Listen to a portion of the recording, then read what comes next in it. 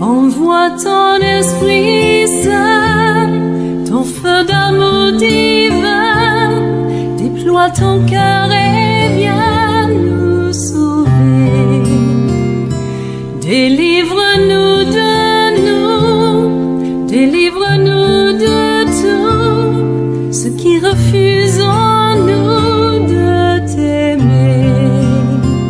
Du sang de ton agneau, déversons-nous le flot des abondantes eaux de ton pardon.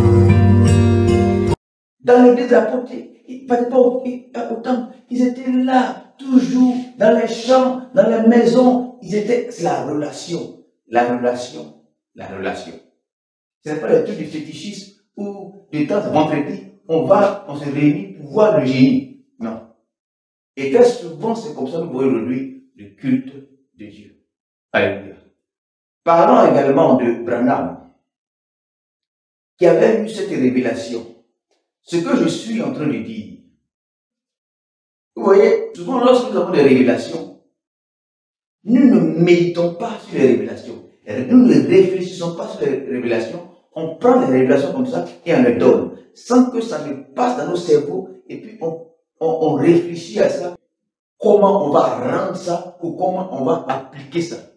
C'est vrai que quand des révélations viennent être brutes. Moi je dis des choses aujourd'hui, ça fait 20 ans, les choses de la création d'Adam et Ève, la création d'Adam et Ève que je dis, ça fait plus de 20 ans que je sais ces choses-là.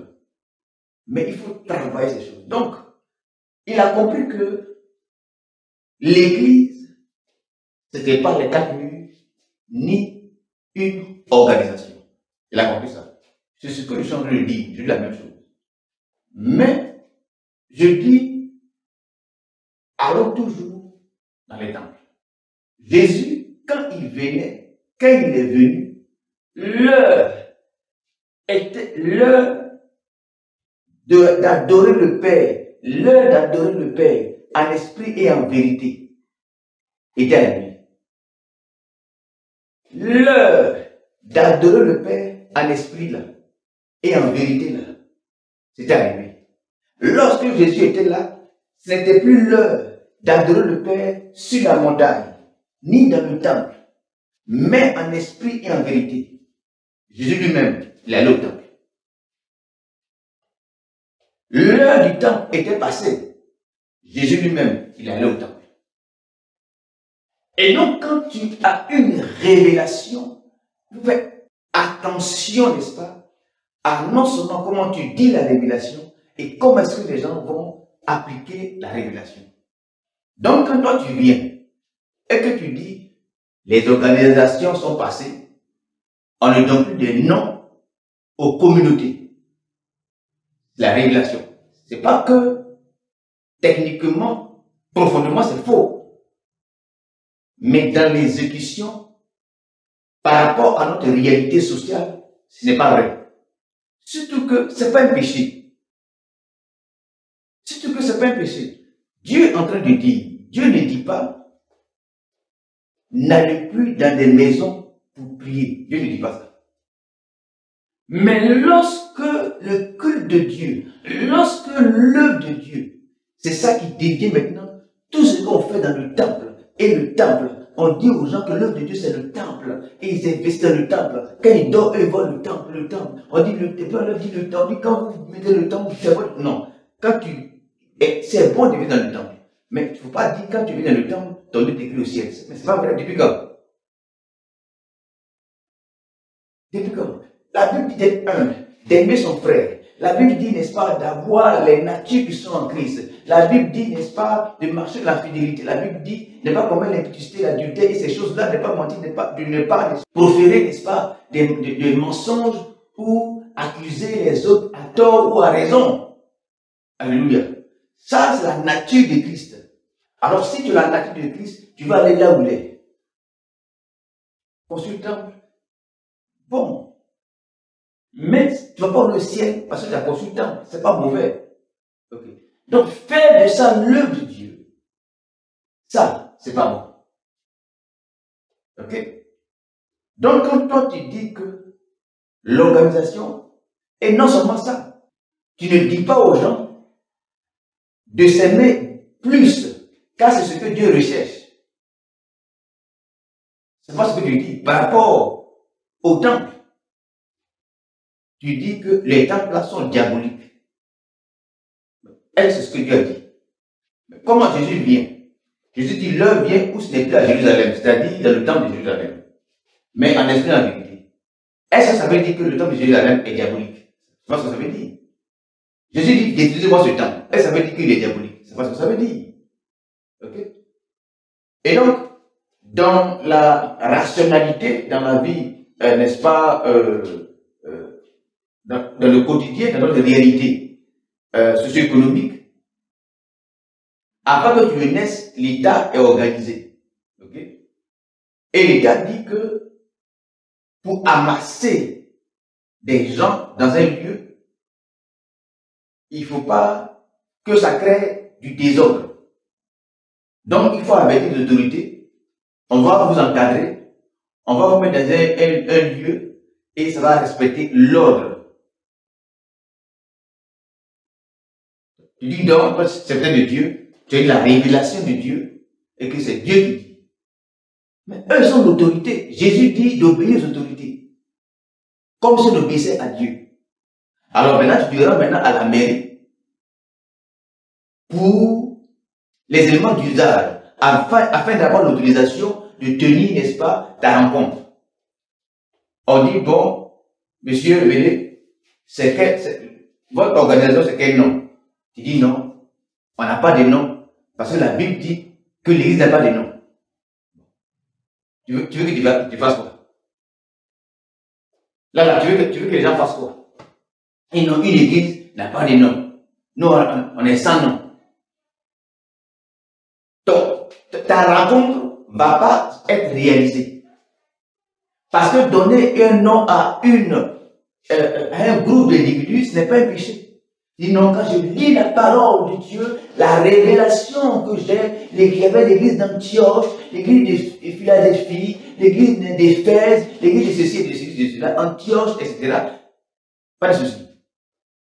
Et non, quand c'est la vie, on ne fait pas de théologie à la mairie, à la police, pour avoir une autorisation de tenir un meeting. Ils sont plusieurs comme ça, les branhamistes. À Gaudio, au plateau, il a commencé comme ça aussi. Non, quand moi j'ai vu ça, j'ai souri. Parce que les gens ne méditent pas réellement, ne réfléchissent pas. Même Jésus, c'est-à-dire Jésus avait l'Abidjan, 5000 personnes, et puis il a passé au plateau, c'est 5000 personnes, lui passe au plateau, et 5000 personnes comme ça. Mais ils ne vont pas le permettre. Il faut de l'ordre. Jésus respecte l'ordre. Même lorsque Jésus était à Jérusalem, peut-être que ce n'est pas interdit d'avoir beaucoup de personnes, mais il est intelligent. Pour qu'elle prenne les bacs pour aller, pour qu'elle prenne les bacs, il prêchait sur les bacs. C'est la plage. Il y a des espaces là-bas. Mais pourquoi vous voulez que Jésus prenne 5000 personnes, sans compter les femmes et les enfants, et puis il passe avec eux de la, comme un berger avec des troupeaux, et puis il marche comme ça. Jésus ne fait pas ça. La Bible dit que Jésus allait sur la montagne. Et il est dit que les gens étaient assis sur les herbes. Donc là, ce n'est pas dans la vie. Jésus même il passe. Mais toi, tu es au plateau. Toi, tu es au plateau. Mais si vous êtes 2, 3, 4, 10, vous allez vous laisser. Mais maintenant, tu n'as pas pensé que vous allez augmenter. Donc, quand les gens faisaient ça, je dis, nous sommes dans une réalité, nous sommes dans un cadre social organisé. On ne vit pas comme ça. Peut-être avant, hier, dans la Bible, c'était possible. Mais aujourd'hui, non, moi j'ai fait ce que la Bible. Mais j'ai fait ce que. Après, il dit, tu es persécuté. Non, tu n'es pas persécuté. C'est l'ignorance. Tu ne peux pas passer au plateau, à Abidjan comme ça, passer avec 5000 personnes, comme ça. Vous passez comme ça, vous partez. Non, ça ne se fait pas. Mais non, on n'a pas de nom. Mais puis, pas de permettre. Non, parce que la révélation de la Bible dit que l'Église n'a pas de nom. Hein? Des trucs comme ça. Ok. Dans les années 80, par exemple, allons dans les années 60. Abidjan, c'est des petits villages. Selon leur doctrine, les prénamistes, il y a beaucoup de courants. Hein? Ceux qui disent que dans un lieu, il ne peut pas avoir deux communautés. Ok, ça c'est la doctrine de 1960. Mais cette doctrine de 1960, ça a changé en 1980 et en 2000. Pourquoi? Parce que quand c'est dans les villages, vous pouvez aller t'installer, non. C'est la doctrine. Ok. Mais Abidjan là-haut, c'est-à-dire Adjamé. Adjamé là, c'est un village. Je vais aller là-bas. Vous pouvez installer. André, c'est un village. Vous pouvez être là-bas. Blanco, c'est un village d'être là-bas. Béjémy, c'est un village d'être là-bas. Ainsi de suite, ainsi de suite, ainsi de suite. Sont comme des villages d'être là-bas. En 2000, les forêts qui les séparaient là, ils ont loti. On a payé les lots, les gens construits. Donc tous ces villages-là se croisent. Vous avez une ville. Votre doctrine dit que il n'y a pas deux églises dans une ville. Vous faites comment? Hier, c'était la broussaille. Plusieurs villages. Vous êtes allés dans plusieurs villages. C'est votre doctrine.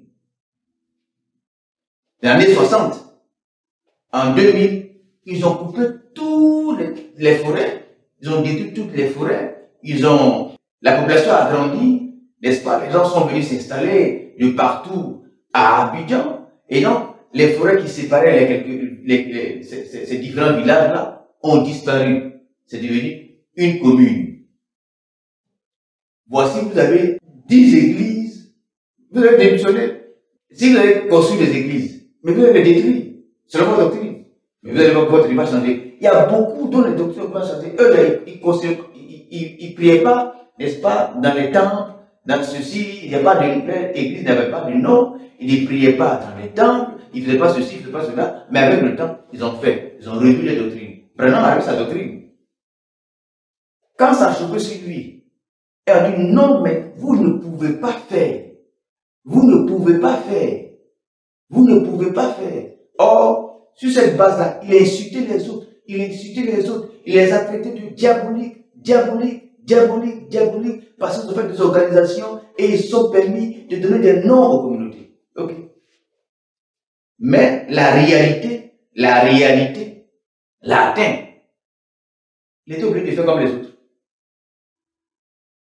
C'est pourquoi quand on a une révélation, il faut prendre le temps de réfléchir, de mieux réfléchir et de mieux comprendre la révélation.